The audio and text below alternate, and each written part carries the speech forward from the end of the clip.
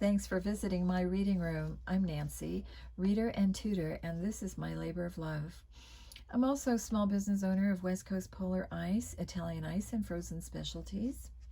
I'm a big fan of reading aloud on a regular basis. Our country needs strong, fluent readers with great critical thinking skills now more than ever.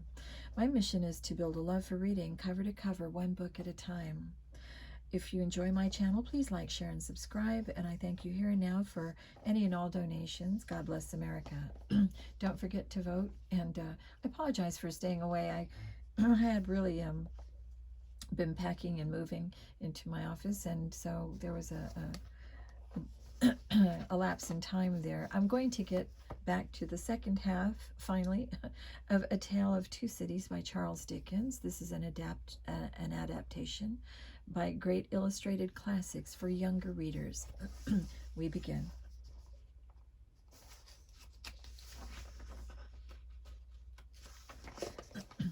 Later that evening, wakening from a drunken sleep at the tavern, Sidney Carton went to Mr. Stryver's office to help with some legal papers, a practice the two followed daily.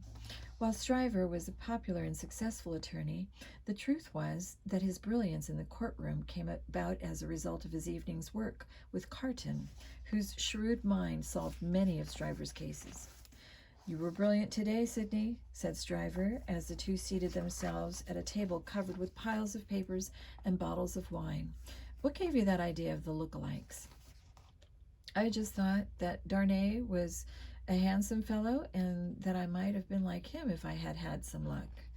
"No, it's not luck, my friend. It's hard work and helping yourself, something you never even try. You are content to help others, but never yourself." "You were that way when we were at law school, too. Why is that?"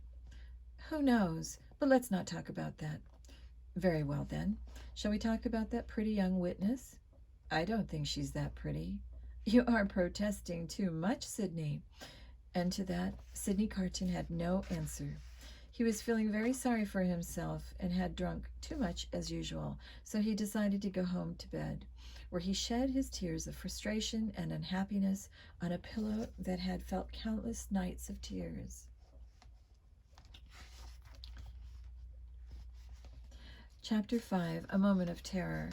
4 months had passed since Charles Darnay's trial. It was a Sunday afternoon, and Jarvis Lorry had come to call on the Manetts in their small house in London.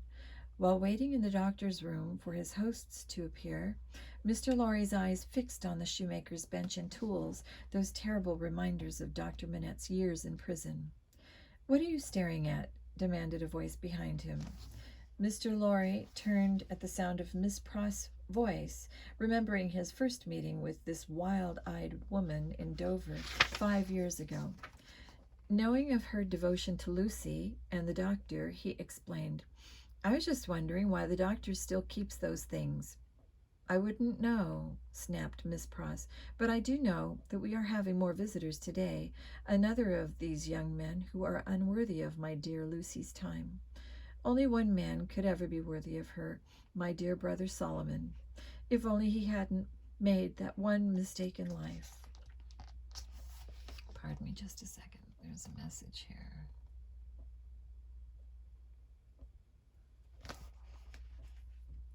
Mr. Lorry knew that the one mistake made by Solomon Pross was taking all of his sister's belongings years ago and leaving her in poverty, but that did not concern him now. Just then, Dr. Manette and Lucy entered the room, and they all went out into the garden. They were sitting there talking of old buildings in London when Charles Darnay arrived. Joining in their discussion, Charles asked, "Have any of you seen much of the Tower? I was imprisoned there before my trial." "Lucy and I have been there quite a few times," answered the doctor. "It's quite interesting." "Well, when I was there, I learned something very curious. It seems that while some repairs were being made, workmen came across an old dungeon that hadn't been used for many years. Every stone of its inner wall was covered with names, dates, and complaints written by the prisoners. While digging under the floor, the workmen found the ashes of a paper Some unknown prisoner had written a note and hidden it from the jailer. What was written will never be known. Dr. Manette gasped, and his hands flew up to his head. Terror spread across his face for a moment. "Are you ill, Father?" cried Lucy. "No, dear," said the doctor, recovering himself quickly. "I just felt some raindrops. We should go inside." But Mr. Lorry had seen that look of terror, and it sent a shudder through him. Chapter 6. The Marquis Saint-Evremond. The Marquis Saint-Evremond, a nobleman at the King's Court in France, had attended a fancy reception at the palace one day in 1780. The expensive clothes and jewelry worn by the guests and the delicious feast spread on the table contrasted sharply with the rags and the empty stomachs of the masses of people who lived within a short ride of the palace. When the reception was over, the Marquis, a haughty, handsomely dressed man of about 60, climbed into his coach, anxious to leave Paris as quickly as possible.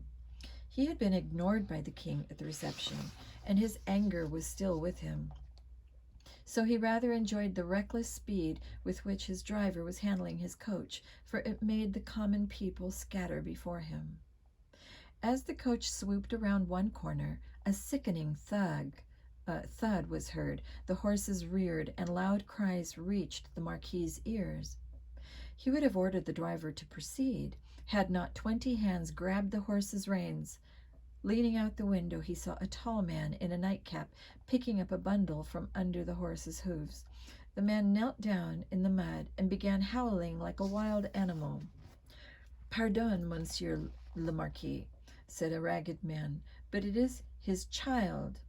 When the man rose and rushed toward the carriage, the Marquis reached for his sword. "Killed!" screamed the father. "Dead!" The Marquis looked out at the crowd and reached for his purse. "I can't understand why you people can't take care of yourselves and your children," he said.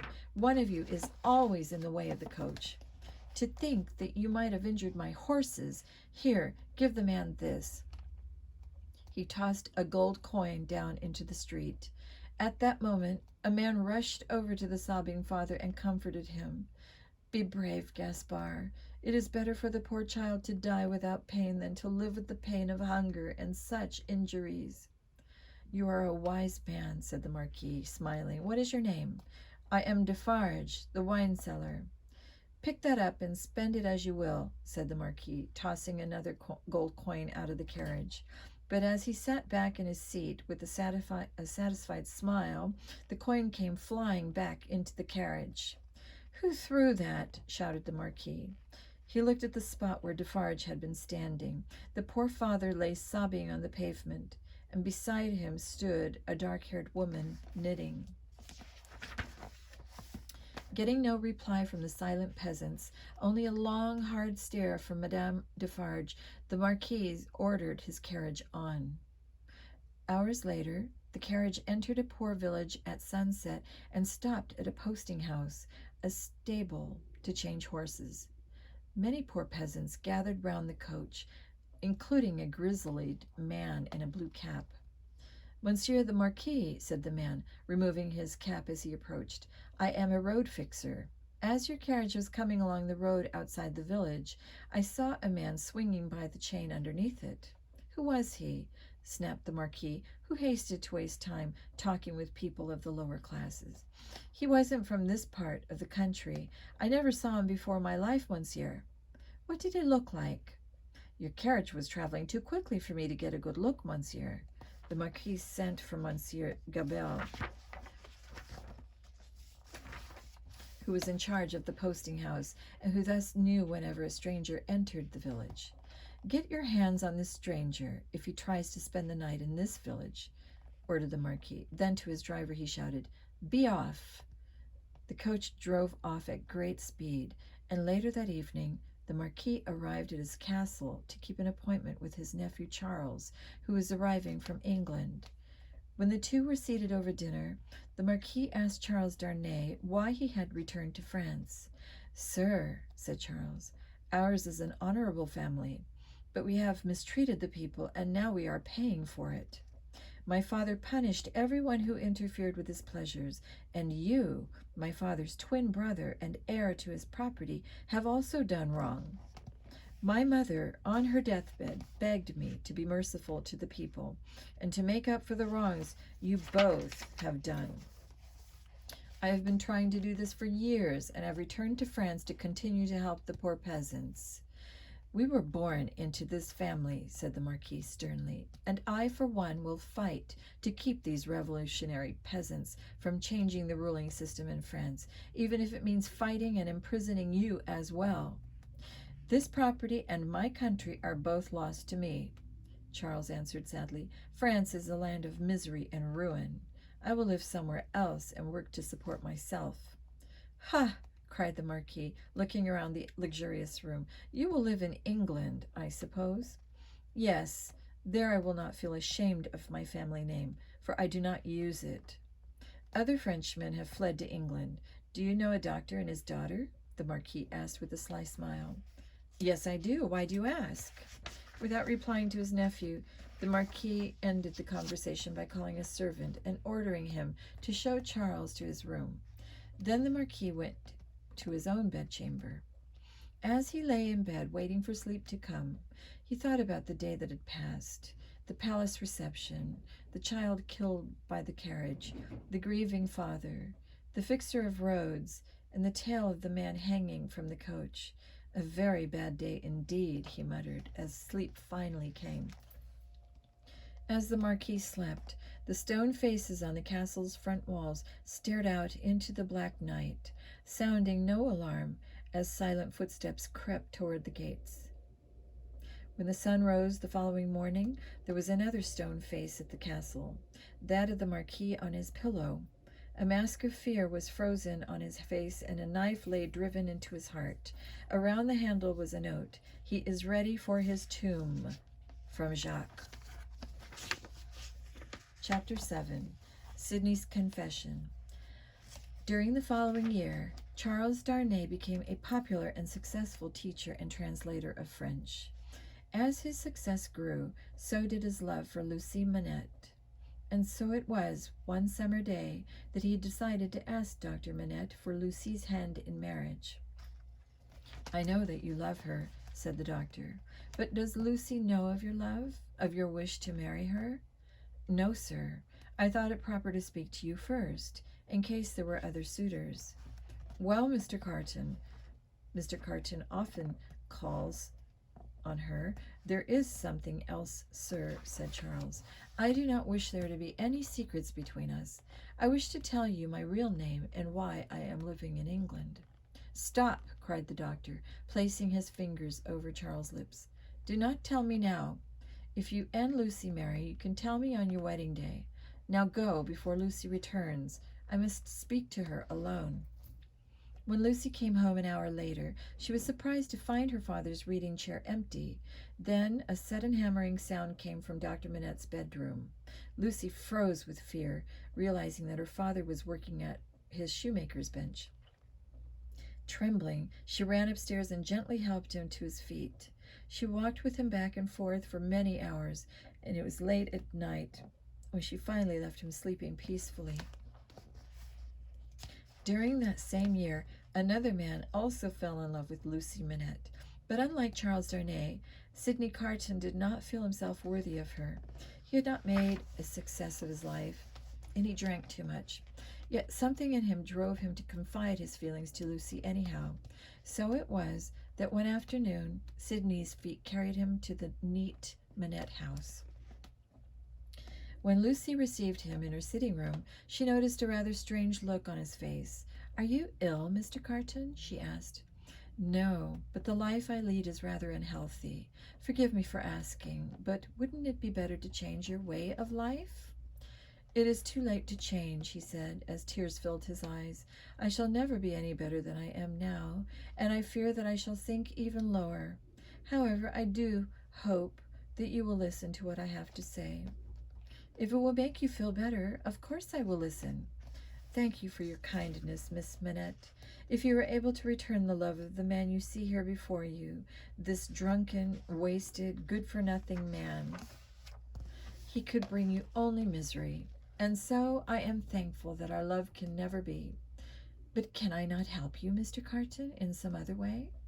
No, Miss Manette. I am grateful just to have you listen to me. I didn't think I had any feelings for home and family left until I saw your beautiful face and the lovely home you have made for yourself and your father.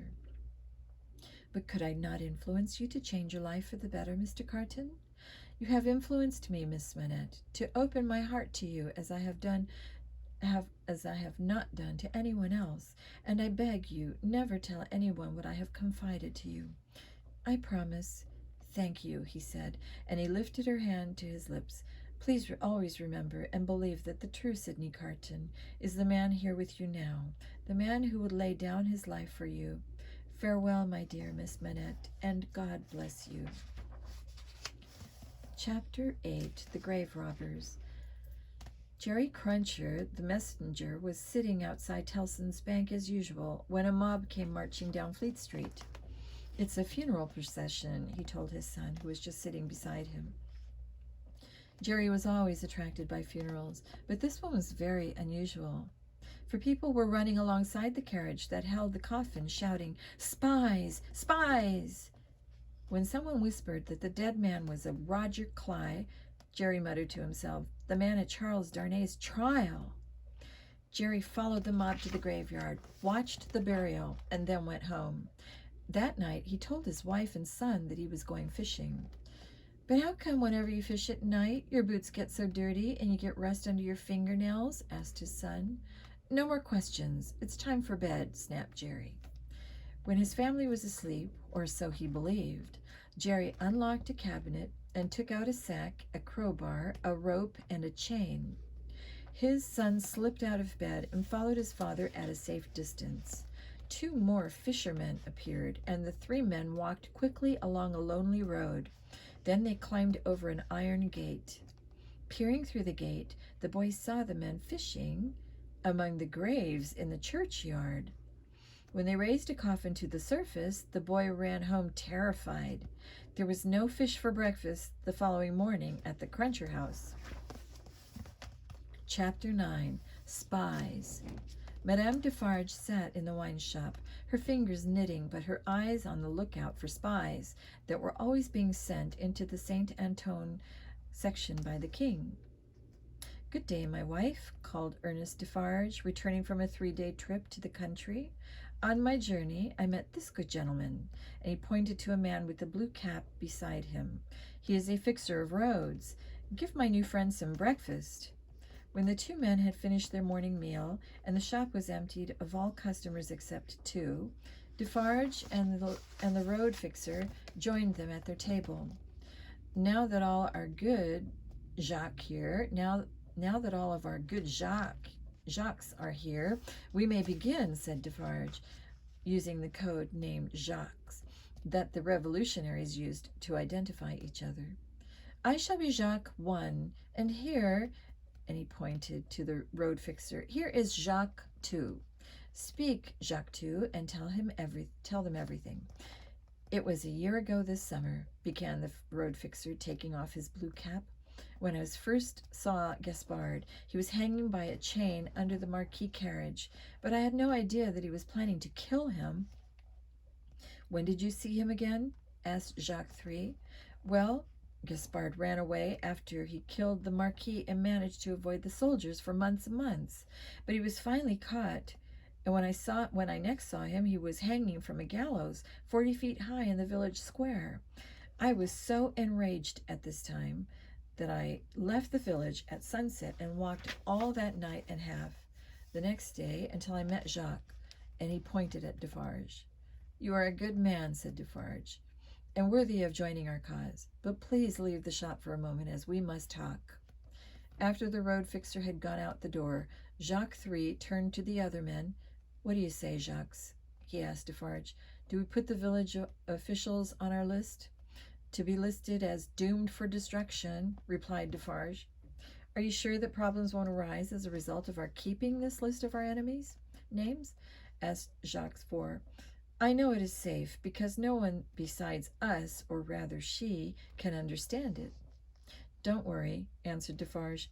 Even if my wife kept the list in her head, she would never forget it. But the list is knitted in a special pattern and design, so that it will always be plain as day to her. There is no way that a single letter of an enemy's name or a single crime can be erased from Madame Defarge's knitting list. After the fixer of Rhodes was sent back to his village to spy for his new friends, Defarge learned from one of his Jacques on the police force that a new spy was being sent to Saint Antoine. He informed his wife of this immediately. He will be put on my list as soon as I see him, she said. What is his name? Jean Barsad, an Englishman. The very next day, that Englishman entered the wine shop. Madame Defarge was knitting as usual. You knit very well, madame, said Barsad, after ordering some wine. And an interesting design, too. What are you making? Nothing special. I knit just to keep busy, and her fingers knitted John into the design. Business seems bad, commented the spy. It is very bad, said Madame Defarge. The people are so poor, and the name Barsad was Barsad was knitted into the list. These miserable people are badly treated, too, isn't that so? If you say so. You don't agree?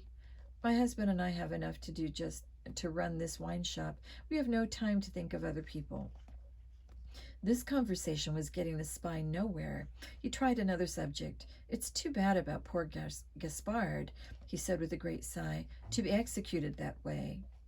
I'm sure he knew that if he killed someone, he in turn would be executed, said Madame.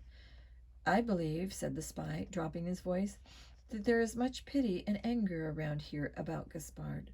Don't you think so? Here is my husband, said Madame Defarge, ignoring the question. Good day, Jacques, said the spy, tipping his hat. You're mistaken, sir. This is not my name. I am Ernest Defarge. Well, no matter. While talking with your wife, I remembered some interesting things connected with your name. Oh? Yes. When Dr. Alexander Manette was freed, he was brought to you, his old house servant. That is true, said Defarge, whose wife gave him a look that said to answer the spy in as few words as possible. His daughter also came to you, Barsad continued. She was with a gentleman from Tellson's Bank. That is true, repeated Defarge. You don't hear from them any more? No, broke in Madame. We got a letter saying that they had arrived safely in England, and then another letter, but not any more. The girl is going to be married, said Barsad, married to a Frenchman by birth. In fact, her husband-to-be is a nephew of the Marquis that Gaspard killed. In England, he goes under the name of Charles Darnay. Madame Defarge kept knitting, but the news had a strong effect on her husband, who trembled visibly as he lit his pipe. Having finally forgotten some reaction, however small, from his day's work, the spy paid for his wine and left the shop. Can what he just said about Lucy's marriage be true? Defarge whispered to his wife. What if it is? She asked calmly. Well, if the revolution comes during our lifetime, I hope for Lucy Manette's sake that fate keeps her husband out of France. Fate will lead him where he has to go, snapped Madame Defarge. But how strange it is that after we felt so much sympathy for Dr. Manette and Lucy, you are now knitting the name of her husband into your list along that spy Barsad. Chapter 10. Sound Medical Advice. Only Dr. Manette, Mr. Lorry, and Miss Pross attended the wedding in the small church.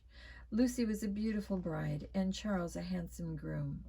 Although the doctor appeared happy, Mr. Lorry could not help remembering the deadly fear that covered his face earlier that morning when he emerged from a private meeting with Charles. After the newlyweds had left for their honeymoon, Mr. Lorry saw that same fear return to the doctor's face. Shortly after, the doctor went to his room to rest. Miss Pross heard the sound of hammering. She rushed inside, then came out immediately. "All is lost," she cried to Mr. Lorry. "He doesn't know who I am, and he's gone back to making shoes." Mr. Lorry hurried in. The doctor was busy at work and didn't recognize him either. 9 days passed, and still the shoemaker sat at his bench. For the first time in his life, Jarvis Lorry took time off from Tellson's Bank to help Miss Pross care for the doctor, to talk to him, and to try to bring his mind back. On the 10th day, however, Mr. Lorry found the shoemaker's bench put aside and the doctor in his reading chair. Knowing he would have to give a reason for calling on the doctor so early in the day, Mr. Lorry asked, "My dear Dr. Manette, would you kindly give me some medical advice about the case of a good friend of mine who has been acting strangely? For his sake and the sake of his daughter, I beg your help." Mr. Lorry, of course, was referring to Dr. Manette's own strange behavior, but by pretending he was talking about someone else, he hoped to awaken the doctor's mind to what had happened the last 9 days. "Did your friend have some kind of mental shock?" asked the doctor. "Yes, sir. The shock was due to long years of great suffering. My friend later recovered, but has now experienced a relapse of the shock." "How long did this relapse last?" 9 days and 9 nights. "You mentioned a daughter. Does she know about the relapse?" "No, it has been kept secret from her." "That's very thoughtful of you," said the doctor, grasping Mr. Lorry's hand in relief. "I believe your friend expected and feared this relapse," he continued. "I believe something caused your friend to remember the circumstances that led to the first instance of his strange behavior. His daughter, or even someone else, might have said or done something to make him remember events that happened before his first period of suffering." "Do you think the strange behavior might recur again in the future, doctor?" "I offer your friend a hope for the future. His quick recovery this time is a good sign." "I'm so thankful to hear that, doctor. Now, just one more question. Let us say that during his years of suffering, my friend worked as a blacksmith, making horseshoes and other things out of iron at his forge, and that during the relapse he was found at his forge with his tools again. Should they be taken away?" "Your friend may have needed to do blacksmith's work to keep him from thinking about his years of suffering," said the doctor nervously. "He may therefore want to keep his blacksmith's tools nearby in case he begins thinking again about that painful period." "Oh, I understand," said Mr. Lorry, "but does keeping the forge and tools make him think all the more about that awful past? If they were gone, wouldn't his fear go too?" "The forge and tools, however, are like old friends." The doctor's voice trailed off. "I would certainly suggest that my friend get rid of the forge and tools," said Mr. Lorry. "I only want your permission to tell him. Please advise me for his daughter's sake." "In her name, then, let it be done," said Dr. Manette with a sigh. "But be sure not to take the things away when he is at home." For the next few days, Mr. Lorry took the doctor for rides in the country, and the old man began to look better and better. On the 14th day, when Dr. Manette was strong enough to go out of his own, on his own, Mr. Lorry and Miss Pross went into his room, feeling like criminals. They chopped the shoemaker's bench into little pieces and threw them into the fireplace. Then they buried the tools, shoes, and leather in the garden. When Lucy and Charles returned to Dr. Manette's house from their honeymoon, their first visitor was Sidney Carton. He had come to apologize to Charles for being rude and drunk on the night after the trial, and to ask permission to visit the family occasionally and be considered their friend. To this, Charles and Lucy agreed, with Lucy telling her husband after Sidney had gone, "His heart is bleeding, and we must be kind to him. He is capable of gentle things, good things, even great things." Time passed, and Lucy gave birth to a baby girl. As the child grew and began to walk and talk, she began the favorite with her uncle, Uncle Sidney, who visited often, bringing little Lucy gifts and playing with her for hours. He never smelled from wine on these visits. On a hot night in July 1789, when little Lucy was 6 years old, Mr. Lorry came to the house to bring the news to Charles and Lucy and Dr. Manette that the revolution had broken out in France. Chapter 11. The Revolution Erupts. The people of Saint Antoine were armed. They carried loaded muskets, iron and wooden bars, knives and axes, and even lifted paving stones from walls and streets. The people were tired of being poor and hungry, and their anger at the king and the noblemen had reached the boiling point. The center of the raging boil was Defarge's wine shop. Defarge himself, covered with gunpowder and sweat, was issuing orders and giving out weapons. Madame Defarge's hands no longer held her knitting, but rather an axe and a pistol. In her belt was a knife. "I will lead the woman," she cried. "We can kill as well as men can." "We are ready," shouted Defarge. "Patriots and friends, on to the Bastille!" With a roar, the mob began to march toward that huge prison, crossing deep ditches, scaling stone walls, and struggling against cannon fire during the 2-hour attack. "The first drawbridge is down," Defarge shouted. "Work, friends, work! Jacques 2, Jacques 3, Jacques 100, Jacques 1000, work!" But there was another drawbridge, and also 8 high towers. It took 4 more hours, with guns and torches blazing, before victory was won. A white flag of surrender was raised inside the Bastille, and in another moment, Defarge and the 20,000 Jacques were swept into the outer courtyard of the great stone fortress. "Free the prisoners!" they cried. "Seize the records! Find the secret cells! Destroy the instruments of torture!"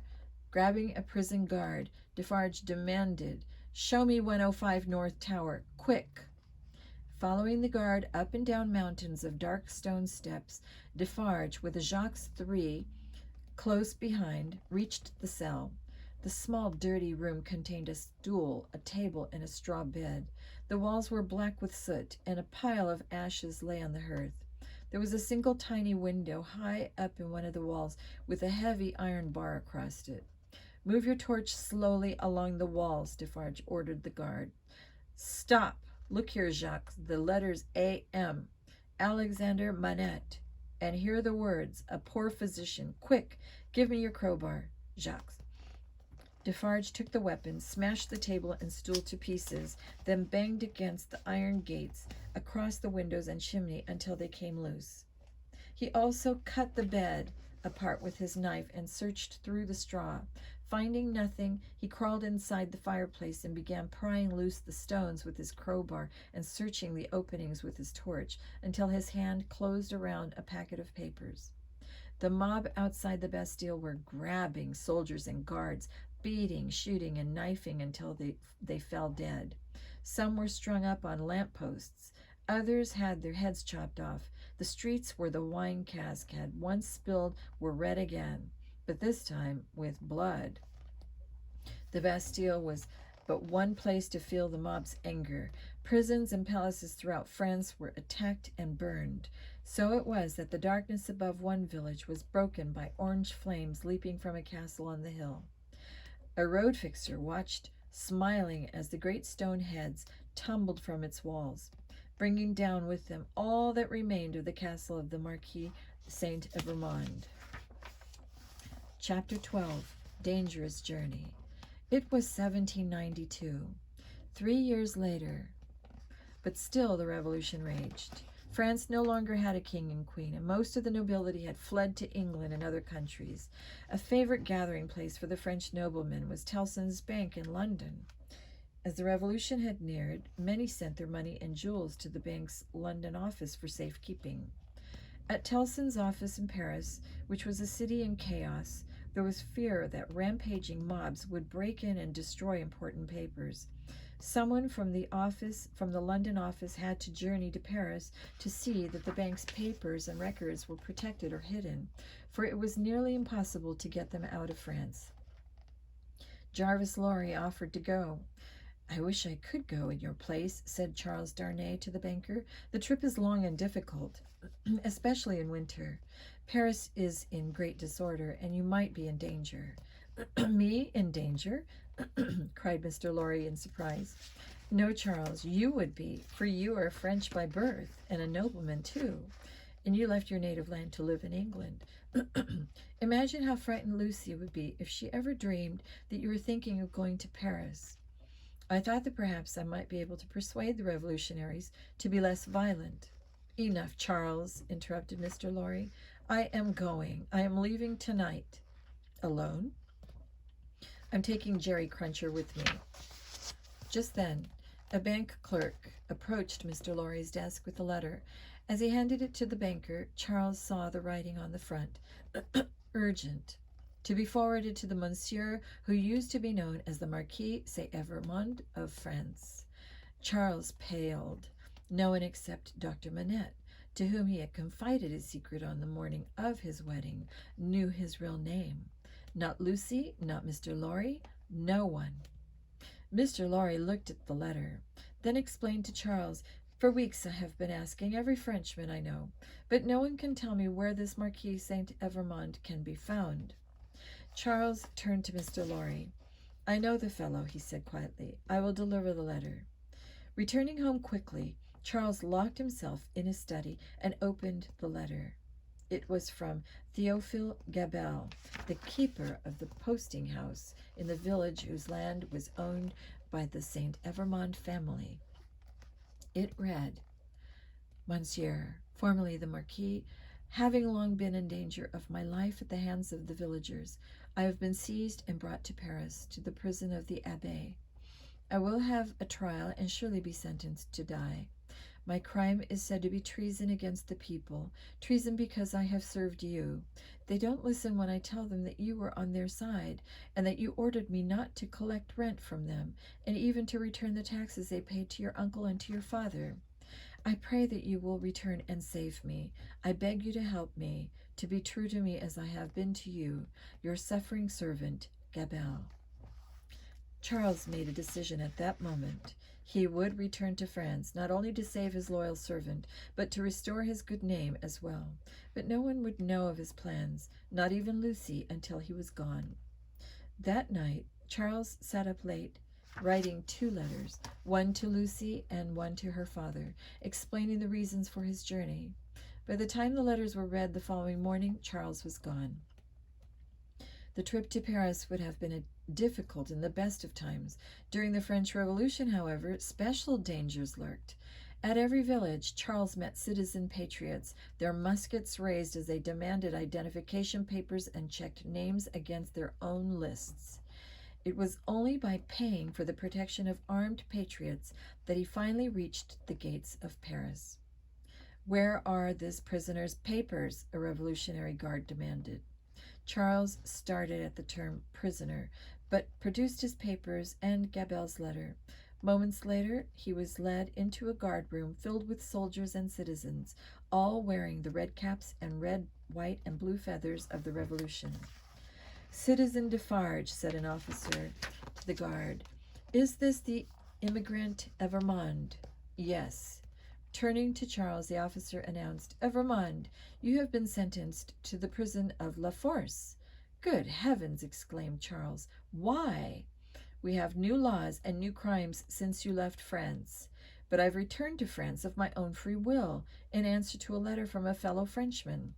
A letter that you have just read. Do I not have a right to do that?" "Immigrants have no rights. Now follow Citizen Defarge." Once they were outside, Defarge whispered, "Aren't you the man who married the daughter of Dr. Alexander Manette, once a prisoner in the Bastille?" "Yes," answered Charles with a surprise. "My name is Ernest Defarge, and I have a wine shop in Saint Antoine. Maybe you have heard of me from your—" "Yes, my wife came to your shop to be reunited with her father." "Why on earth did you come back to France?" asked Defarge. "You heard me tell your officer why I'm here. Don't you believe me?" "It's not important whether I do or not." "Then please answer just one question for me. Will I be left to rot unjustly in the prison without being able to communicate with the outside world?" "Who knows? Many other people have been put in prison unjustly too." "But please, Citizen Defarge, it is of the greatest importance that I tell Mr. Lorry of Tellson's Bank, an English gentleman who is now in prison, that I have been thrown into La Force. Can you arrange for that message to be delivered?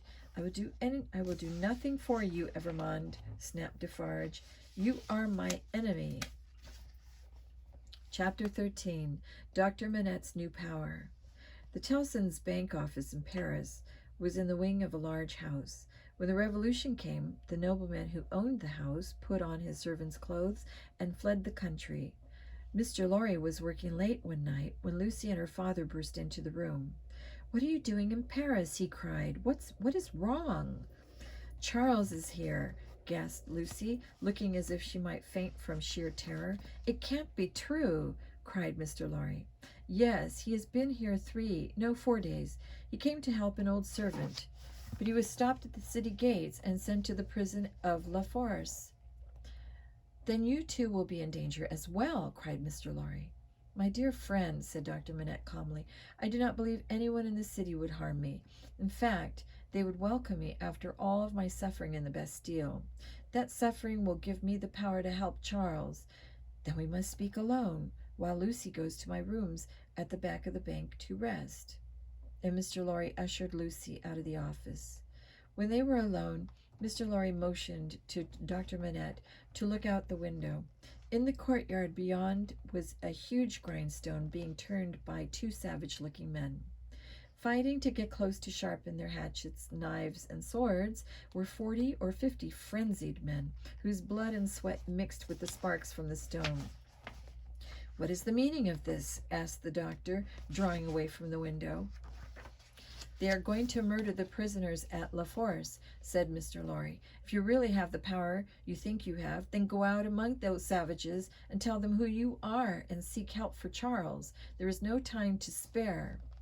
Hardly were the words out of Mr. Lorry's mouth than the doctor was standing before the grindstone in the courtyard, his white hair streaming in the wind, his eyes gleaming with determination, his arms waving excitedly as he spoke. Suddenly a roar went up from the crowd. "Long live the Bastille prisoner! Long live his kin! Save Evrémonde from La Force!" Then the mob surged forward, with Dr. Manette at the front, leading the way to La Force. Mr. Lorry left the window and went to comfort Lucy through the long night ahead. The next morning, when Dr. Manette had not returned, Mr. Lorry found a small apartment nearby where Lucy, her child, and Miss Pross would be more comfortable. Then he hired Jerry Cruncher to guard them.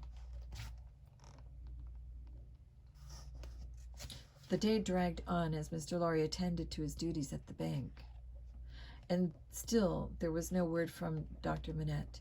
Then, just after closing time, a stranger entered his office. "Do you know me, Mr. Lorry?" asked the thin, dark-haired man. "I've seen you somewhere," replied Mr. Lorry, wondering how the man knew his name. "Perhaps at my wine shop," said Ernest Defarge. Mr. Lorry's eyes opened wide. "Do you come from Dr. Manette?" he asked eagerly. Defarge handed him a note from the doctor. It was dated only an hour before and read, "Charles is safe, but I cannot leave this place yet. The bearer of this message also has a note from Charles to his wife." "I will take you to his wife," said Mr. Lorry, when he had finished reading the note. As they went out into the courtyard, Mr. Lorry saw Madame Defarge standing near the grindstone, knitting as she had been when Mr. Lorry had seen her last 4 years before. "My wife will come with us," said Defarge, "so she can recognize the people we are going to see. It is for their safety." Mr. Lorry was slightly suspicious of this reasoning, but did not wish to delay. When Mr. Lorry and the Defarges arrived at the apartment, they found Lucy weeping. She read the brief note from Charles. "Be brave, darling. I am well, and your father is helping me. Kiss our child for me." Lucy turned to the Defarges to thank them tearfully, but the cold glare she got in return from Madame Defarge gave her a moment of terror. That terror grew when the glare was turned on her child and Miss Pross as well.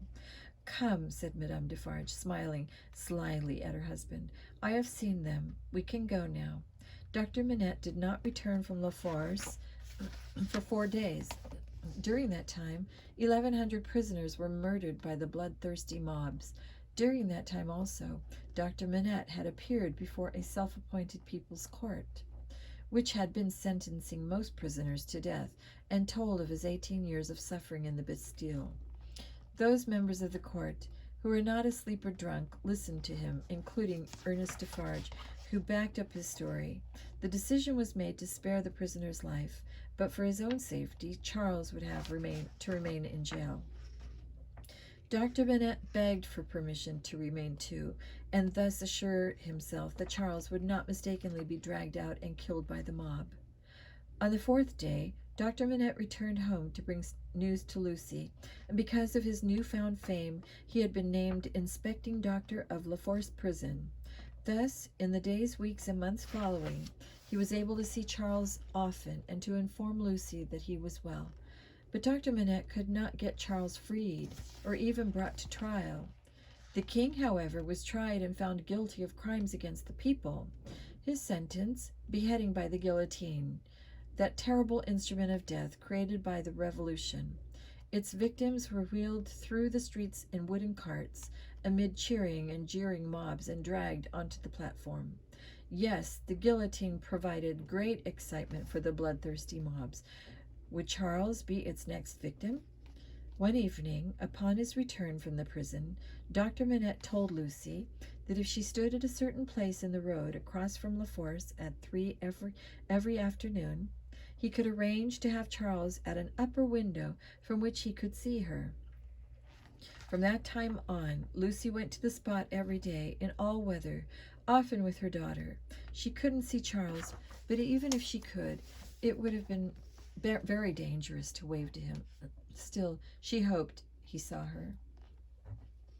On that same street where Lucy stood each day was a dark and dirty hut, the home of a woodcutter who was once a road fixer.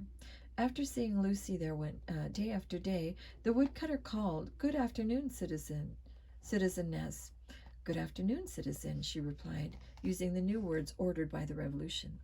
"You walk here often, citizeness," he said, "but that's none of my business. My business is sawing wood to build guillotines." This conversation was repeated every day, with Lucy becoming more and more frightened at the sight of the Revolution's new instrument of death. One snowy afternoon, Dr. Manette met Lucy on that night and brought her the news. "Charles is being put on trial tomorrow." Behind them, rattling through the snow, came the wooden carts carrying their victims to the guillotines. Chapter 14. The Spy is Unmasked. Dr. Manette and Théophile Gabelle both testified at Charles' trial and managed to convince the bloodthirsty jury of his innocence. By a unanimous vote, Charles was freed.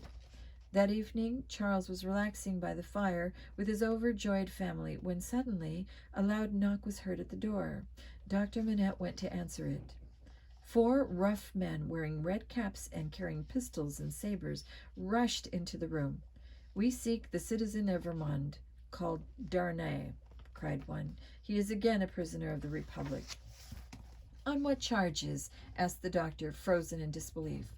"He has been accused by Saint Antoine." "By whom in Saint Antoine?"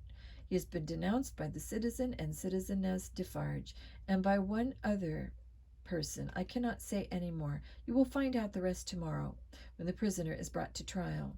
But for now, we must take citizen Evrémonde with us to La Force."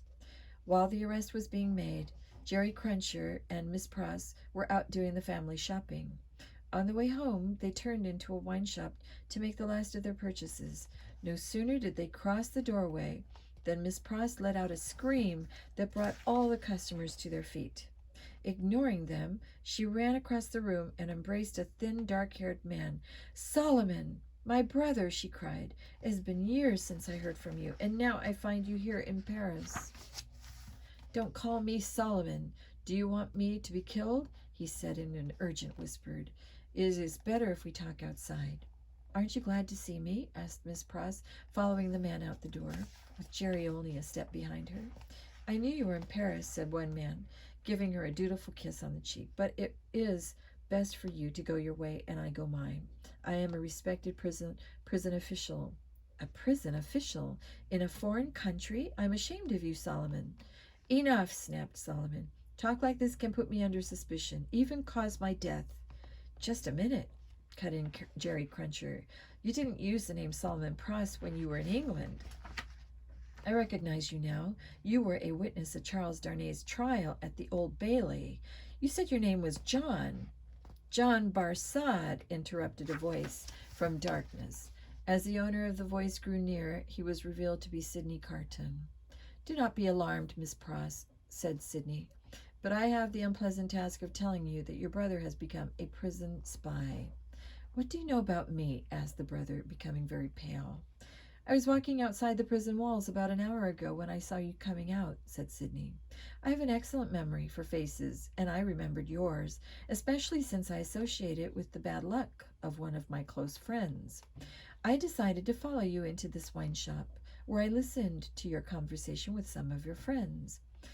It was then that I realized what your true occupation is, and I suddenly knew that you could serve a purpose for me. What purpose? The spy asked. We should not talk about it here, said Sidney. We will escort your sister to her home and then invite Mr. Cruncher to join us in a little talk in Mr. Lorry's private office. Realizing that he could not refuse to go without the risk of being exposed, Solomon Pross, alias John Barsad, agreed. Jarvis Lorry was relaxing by the fire when the three men arrived. His smile of welcome for Sidney and Jerry froze when he recognized John Barsad with them. Sidney explained, Mr. Barsad here is the brother that Miss Pross wasted so much love on, who once took her money and left her to fend for herself. But he is not important now. I have other news, bad news. Charles had been arrested again. That's impossible, cried Mr. Lorry. I saw him a short while ago with his family. Mr. Barsad just told a fellow spy over a bottle of wine that the arrest took place, said Sidney. But what troubles me, Mr. Lorry, is that Dr. Manette did not have the power to stop this arrest. And he may not be able to do anything tomorrow either, when Charles is put on trial. Therefore, I shall have to depend upon someone else for help, a prison official perhaps. You, Mr. Barsad. And if I refuse to help you? There is no way you can force me, cried Barsad. Force you? Sneered Sidney. Hardly. You are now in the pay of the French Republic, were once in the service of the English government. Who is to say that you are not, in fact, still spying for England? You who had one name in England now go by another in France. What would happen if I denounced you to the Revolutionary Committee of Saint Anton? No, Mr. Barsad, I force you to do nothing. John Barsad fell back into a chair trembling. He had spied in France, first among Englishmen there and then later among Frenchmen. Before the Revolution, he had spied in the service of the French king upon the people of Saint Anton. He had seen Madame Defarge knitting constantly while he was in her husband's wine shop, and had since learned that the names of those knitted into her list meant death on the guillotine. By the way, said Sidney, breaking into the spy's thoughts with the next step in his plan, who was that fellow spy you were talking to earlier at the wine shop? He's French. You don't know him, Barsad answered quickly. He spoke good French, but not like a Frenchman. I know. It was Roger Cly. He was disguised, but I recognized him. He, too, was at the Old Bailey trial.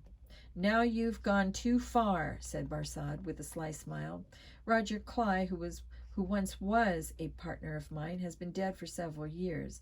In fact, I helped to lay him in his coffin. I just happened to be carrying a copy of his death certificate, and he pulled out a piece of paper from his pocket. Suddenly, a remarkable thing happened. Jerry Cruncher rose from his chair. Every hair on his head was standing on end, and a violent expression covered his face. So, you laid Cly in his coffin, he snarled. Yes, I did, insisted Barsad. Then who took him out of it? All that was in the coffin was paving stones. How do you know that? Cried Barsad. Don't matter how I know. But I'll swear it's true, growled Jerry. Sidney Carton now joined in. So now you can also be accused in Saint Anton of having links with another spy working for the French government. It will look even more suspicious when that spy is seen to have pretended to be dead and then to have come back to life again. John Barsad saw that he was beaten. I admit it, he said. I was hardly able to get out of England without being clubbed to death on the streets, and Roger Cly could only escape by pretending to have died. But I'll never understand how this man here knows about that coffin and Cly's body. Never mind about that, snapped Sidney. Will you go along with what I ask you now? Don't expect too much of me, pleaded Barsad. I'm not a very important official, only a guard at La Force prison. I only want to know one thing, Sidney persisted. Do you have keys to the prison cells in your guardhouse? Yes. Then I will have to talk to you privately. And the two men left the room. After John Barsad had returned to his jailing and spying duties at La Force, and Sidney Carton had returned to Mr. Lorry's room, the banker asked what arrangements he had made with Barsad. Only that if it goes badly with Charles, I will be able to see him one last time. Is that all? Seeing him once will not save him from death, cried Mr. Lorry. I know that. But there is nothing more than you or Dr. Manette can do. Do not ask me what I am planning, sir. Whatever good I am doing will not make up for the worthless life I have led. There is no one to mourn me when I am dead, no one who loved or respected me in my lifetime. I have never done good for anyone in all my years on earth. Maybe now. Mr. Lorry looked puzzled at these strange words, but agreed to meet Sidney at the courthouse the following morning. Once outside the banker's rooms, Sidney walked several blocks to a chemist's shop where he bought 2 bottles of liquid. Together they are a very powerful drug, warned the chemist. Be careful with them. Sidney nodded and left. There is nothing to do now until tomorrow, he said to himself. After walking the streets all night, Sidney returned to his room at daybreak to wash and dress. He had coffee and bread instead of his usual wine for breakfast, then set out to attend the trial of Charles Darnay. And I will continue this because my phone is about to go dead. And I'm going to recharge it and then finish the last chapters in just a few minutes.